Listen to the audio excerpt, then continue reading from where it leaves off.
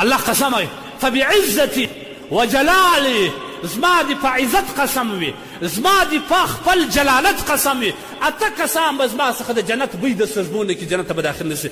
اوله ګناه چې زموږ سخته ګناه ده چغلخوري ده. چغلخوري څه ته وایي؟ دوه شریکان دی څه کاروبار سره کوي، دوه درې ورونه په کور کې په اتفاق سره اوسېږي، دوه انډیوالان محبت سره کوي، اور پر ده باندې بالي چې دا نن ولې یو ځای سره ګرځي.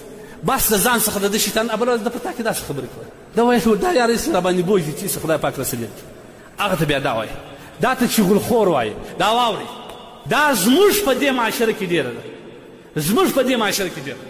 ډېر وخت موږ په دعوو کې ډېر وخت دا رقم چې په یو روغه او صلح کې موږ ولاړ شوي هغه خلک مې داسې سره نږدې کړي مګر چې یوه شپه وخت راسه واخلي سهار بیا هغه رقم نه دا شیطانان په پسې دي. د خدای بنده ته تربور یم، زه در سره ولاړ یم، ته څنګه روغ ورسره کوې؟ ته څنګه کوې؟ دغه ته نمام وایي. د الله رسول صلی الله علیه وسلم وایي لا یدخل الجنة نمام. په خدای دې مې قسم یې که د جنت بوی لا در ششبو کې دغه یم.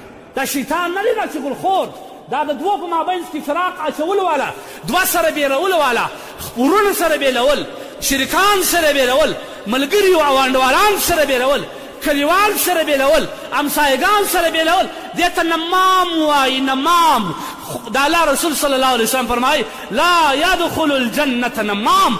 الله رسول وایي قطعا به جنت ته نمام داخل نشي. الله قسم وایي فبعزتي وجلالي زما دي په عزت قسم وي، زما دي په خپل جلالت قسم وي اته کسان به زما څخه د جنت بوی د سرزمونه کې جنت ته به داخل نشي. په هغه کې یو دع ظالم هم داخل دی، دا چغلخوره. په چی څه ګټه در رسېږي؟ د دوو په بېلولو کې تا ته څه ګټه رسېږي؟ آخرت یې واخیستې تباه و برباد. د الله رسول الله لیس مني ذو حسد ولا نمیمه ولا کهانه ولا انا منه. د الله رسول الله نه زما د امت څخه دی نه دی زه د ځان بولم. څوک؟ هغه کس چې کاهن او جادوګر ته ورځي کوړي ځینې اخي، هغه کس چې د دوو په مابینځ کې جلاوالي اچي، هغه کس چې د چا سره ضد او حسد کوي. د الله رسول دا نه زما د امت څخه دی نه زه د داسې ځان بولم. څومره سخته ګناه ده، څومره سخته ګناه ده د خدای دپاره. هغه کسان چې مؤمن او مؤمناتو ته تکلیف ورکوي، زیرهیي یې په هېڅ یې خوران نه کړی دی زرې. الله وایي دا پر خپلو ملاو باندې ډېر غټ غټ د ګناهو بوجونه پورته کړي دي او دا به دې وي. د دې ادنا ګناه دا ده کم کس چې نمیمه کوي هغه د وخت فاسق هم دی. د الله رسول فاسق ورته وایي. دوکهباز هم دی، دا دواړو ګناه ورکول کېږي.